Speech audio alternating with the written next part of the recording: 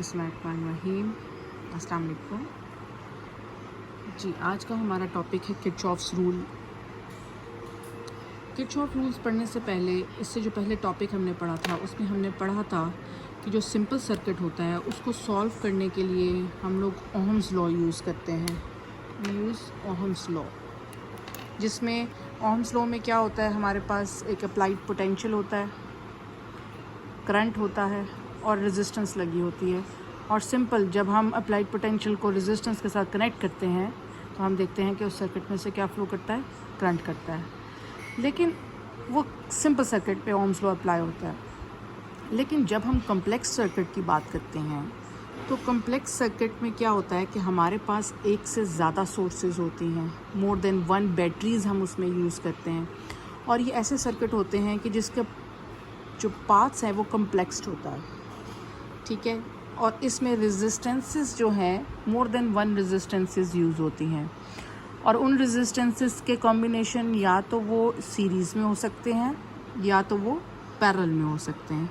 तो इस तरह के सर्किट्स को जब हमने सॉल्व करना होता है तो उसमें सिंपल ओहम्स लॉ अप्लाई नहीं होता। उसके लिए हमने किरचॉफ, एक साइंटिस्ट है, उसने कुछ रूल्स दिए हैं और उस रूल्स को हमें फॉलो कर कर जो है कॉम्प्लेक्स सर्किट को सॉल्व करना पड़ता है। अब जो कॉम्प्लेक्स सर्किट हैं, ये फ़िलहाल हम सिर्फ किरचॉफ जो लॉ है हमारे सिलेबस में, उसके अकॉर्डिंगली हम इसको सॉल्व करते हैं। किरचॉफ ने दो रूल्स दिए हैं। Number 1 is the Kirchhoff's first rule and the Kirchhoff second rule. जो फर्स्ट रूल है, it is also known as the junction rule भी कहते हैं इसको, जंक्शन रूल। इसको हम पॉइंट रूल भी कहते हैं। और इसके अंदर जो लॉ होल्ड करता है, that is the law of conservation of energy. और ये हमारा MCQ है जो पूछा जाता है कि Kirchhoff first rule is basically that is the law of conservation of charge के लिए यूज़ होता है, ठीक है। अब इसमें हमने क्या करना है, ये बहुत सिंपल किरचॉफ फर्स्ट लॉ है। इसमें हमने बैटरीज कनेक्ट करनी है, जिसको हम सोर्सेज कहते हैं। इनपुट सोर्सेज हम देने, और हम लेट अस सपोज करते हैं कि हमारे पास एक से ज़्यादा सोर्स मौजूद है, एक से ज़्यादा सोर्स मौजूद है। लेट अस सपोज कि हमारे पास इस वक्त जो सोर्सेज हैं वो हैं S1 एंड S2। ये S1 और S2 ये कोई भी बैटरीज़ हैं या कोई भी सोर्स है, जनरेटर है, जहाँ से हमारा करंट आ रहा है। और ये दो आपको पास कंडक्टर्स नज़र आ रहे हैं, तो ऑब्वियसली करंट यहाँ से फ़्लो कर रहा है तो कंडक्टर्स होंगे। वाइस वर्सा देखें तो ऑब्वियसली यहाँ रेजिस्टेंसेस भी होंगी। रेजिस्टेंसेस मतलब वायर्स लगी हुई हैं जो यहाँ से लेकर इस पॉइंट तक के लिए वायर्स लगी हुई हैं। इसको हम लेट अस सपोज के लेते हैं ये एक जंक्शन है जहाँ पर ये दोनों वायर्स मिल रही हैं आपस में। और ये इस सोर्स का करंट भी इस जंक्शन की तरफ आ रहा है और इस सोर्स का करंट भी इस जंक्शन की तरफ आ रहा है। I1 इज़ थ्रू R1, यानी R1 क्या है, ये वायर है जो हमने कनेक्ट की हुई है।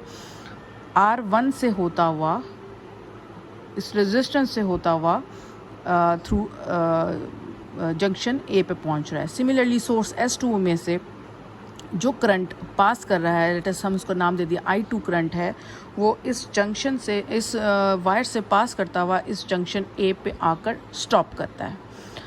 फिर फर्दर आगे हमने दो और वायर्स कनेक्ट की हुई हैं जो इस करंट को बाहर की तरफ लेकर जा रही हैं। यानी I3 इस जंक्शन से अवे जा रहा है करंट, वो हमने उसको कह दिया R3 में से पास कर रहा है। और R4 में से सिमिलरली जो करंट पास कर रहा है उसको हम I4 कर रहे हैं। इसका मतलब है ये वो जंक्शन है जहाँ पर ये करंट इकट्ठा होता है एक पॉइंट पर, और आगे से उतने ही रेजिस्टेंसेस के अक्रॉस ये करंट डिवाइड हो जाता है इस तरह से। तो हम ये कहेंगे कि ये वो जंक्शन है जिसको हम A पॉइंट कहते हैं, जिस पे इसका नाम इस रूल का कहलाता है। It is also called the junction rule. ये वो पॉइंट है A जिसको हम इस also called the point rule भी कहते हैं। इस रूल को पढ़ने के, जो कि जो फर्स्ट रूल है, इसको पढ़ने के कुछ तरीका है। I1 एंड I2 वो करंट है जो कि अवे जा रहा है सोर्स से, ठीक है। ये सोर्स है S1 एंड S2, ये क्या है, ये सोर्सेज हैं। और I1 और I2 इस सोर्स से अवे जा रहा है, और अवे जा रहा है टूवर्ड्स किसके जा रहा है, A पॉइंट की तरफ जा रहा है। यानी अगर हम देखें S1 और S2 सोर्सेज से करंट निकल रहा है, उससे अवे जा रहा है, और टूवर्ड्स दी किसके जा रहा है, पॉइंट A की तरफ जा रहा है। तो हम ये कहेंगे current away from the source move towards the junction will be taken as positive, यानी जो करंट इस जंक्शन की तरफ आ रहा होगा उसको हम कन्वेंशनली लेते हैं पॉजिटिव साइन के साथ, और I3 और I4 वो करंट हैं जो इससे अवे जा रहे होंगे, यानी इस जंक्शन से देखें दूर बाहर को निकल रहे हैं। जब बाहर को निकल रहे हैं, current move away from the junction will be taken as negative. वो हम कैसे कंसिडर करेंगे उसको हम नेगेटिव लेंगे। तो यहाँ से हमने एक चीज़ जो रूल जिससे हम इसको पढ़ते हैं, वहाँ से हमने देखा है कि ये ए वो एक कॉमन पॉइंट है जहाँ पर करंट आता भी है और यहीं से करंट जा भी रहा है। तो हमने रूल के मुताबिक ये देखा है कि जो करंट इस जंक्शन की तरफ आ रहा है, चाहे एक रास्ते से, दो रास्ते से, तीन रास्ते से आ रहा है, उसको हम जो रूल के मुताबिक उसको हम कैसे सपोज करेंगे, will be taken as positive. और इस ए जंक्शन से जो करंट दूर की तरफ जाएगा, जैसे I3 और I4 इससे अवे जा रहा है, उस करंट को हम कैसे लेंगे, will be taken as negative. So यहाँ से हमें पता चला है कि I1 एंड I2 वो करंट्स हैं जो हम पॉजिटिवली लेंगे, यानी कि हमने फिर इसको रिवाइज़ किया कि टूवर्ड्स दी जंक्शन जो करंट आ रहा होगा उसको हम पॉजिटिव लेंगे, और जो current away from the junction यानी ए से दूर जा रहा होगा will be taken as negative. तो यहाँ पर हमने देख लिया है कि A1 को हम पॉजिटिव लेंगे, I1 को हम पॉजिटिव लेंगे, I2 को भी पॉजिटिव लेंगे, क्योंकि ये वो दोनों करंट से जो जंक्शन की तरफ आ रहे थे उसको हमने क्या कंसिडर कर लिया, पॉजिटिव। I3 एंड I4 को हम नेगेटिव कंसिडर कर रहे हैं। हम नेगेटिव इसलिए कंसिडर कर रहे हैं क्योंकि ये दोनों करंट्स इस जंक्शन से कहाँ जा रहे हैं, अवे जा रहे हैं। सो इसका मतलब है कि इसके अकॉर्डिंगली या इसके accordance law of conservation of charge इसमें होल्ड करता है, यानी ये वो जंक्शन है, ये वो पॉइंट है, ए पॉइंट है, जिसमें हम कहेंगे कि इसका अपना करंट क्या होगा, इसका अपना करंट ज़ीरो होगा। कोई इसलिए ज़ीरो होगा क्योंकि ये ए जंक्शन जो है, जो ए पॉइंट है जिसको हम जंक्शन कह रहे हैं, ए पॉइंट जो है या जिसको हम जंक्शन कह रहे हैं,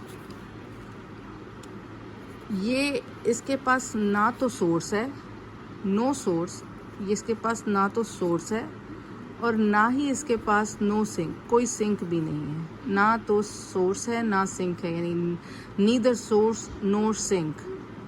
ये पॉइंट ऐसा है कि ये ना तो इसके पास सोर्स है ना ही सिंक है, तो इसका अपना करंट क्या होगा, वो ज़ीरो होगा।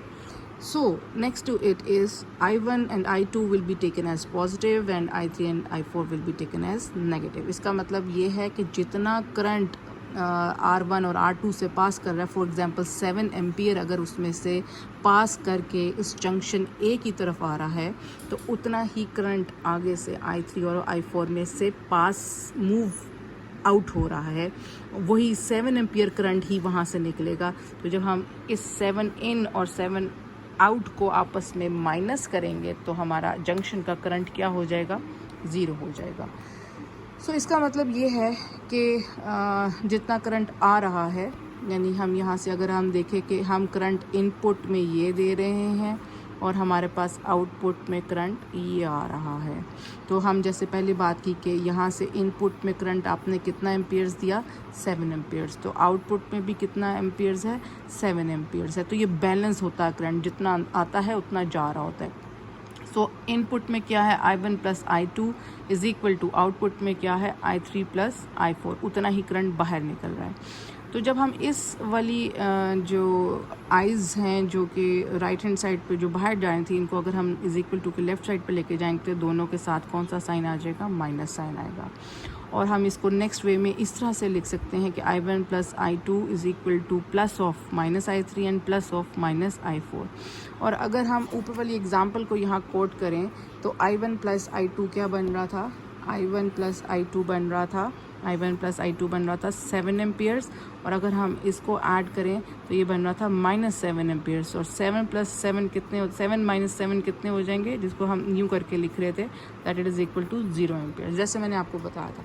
तो इसका मतलब है sum of current, sum of all the currents at this junction A is equal to 0। यहाँ पर हम यू भी लिख सकते हैं, sum of all the currents at junction A is equal to 0।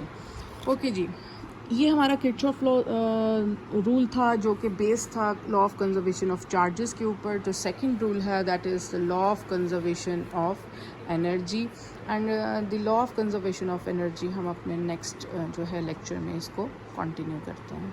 Thank you ji.